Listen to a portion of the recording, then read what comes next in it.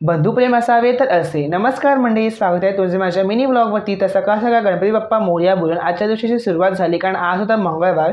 तर बाप्पाच्या पाया पडून सुरुवात झाली ती म्हणजे आपल्या नेहमीच्या दिनक्रमाला. तर छानपैकी अथांग 2 तास गर्दीचा प्रवास करून आम्ही पोहोचलो नेहमीच्या लोकेशनला. आणि आम्हाला साथ द्यायला गरमी तर होतीच, कारण एवढं मरणाचं गरम होत होतं. तर तरी पण आम्ही चाललो होतो. आणि लोकांकडे फॉरेनचे पाटील असतात, आमच्याकडे फॉरेनचा शेक आहे, तुम्ही बघू शकता, जो उन्हापासून स्वतःचं संरक्षण करत आहे. आणि गंमत म्हणजे त्या मित्राचा डब्बा जाम झाला होता, तर आमचे बरेचसे पराक्रम चालूच होते. त्यानंतर खूप प्रयत्न तो डब्बा ओपन झाला, आम्ही डब्बा खाल्ला आणि त्यानंतर आम्ही ऑर्डर केलं ब्लिंकिट, म्हणजेच की आईस्क्रीम ऑर्डर केलं. नंतर छानपैकी आम्ही आईस्क्रीम एन्जॉय करून आम्ही निघालो घरी जायला. आणि ऊन तर एवढं होतं ना, प्रचंड ऊन होतं की आम्ही अंड्यासारखे उकडत होतो.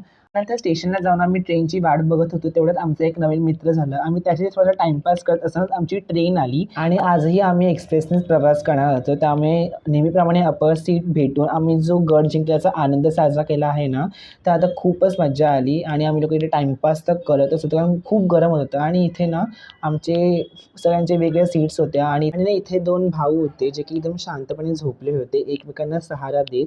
ते बघून खूप बरं वाटलं. त्यानंतर ट्रेनमधनं उतरूनच आम्ही ब्रिजवरती झालं, ते म्हणजे की आपल्याला जीवदानीचं मंदिराचं दर्शन. लांबून पाया पडून आम्ही निघालो घरी जायला. भेटूया नेक्स्ट ब्लॉगमध्ये.